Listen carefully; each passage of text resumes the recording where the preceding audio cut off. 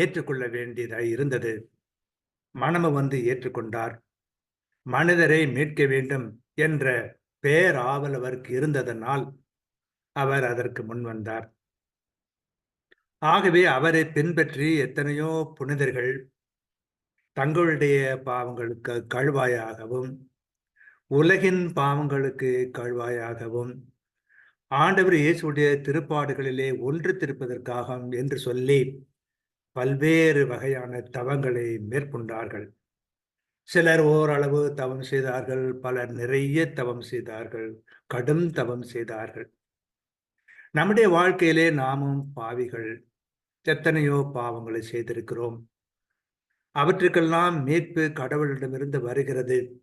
அதற்கு நன்றியாகவும், நம்முடைய பாவத்திலிருந்து நாம் விடுதலை பெறுவதற்காகவும் நாம் தவம் செய்வது முறையாகும்.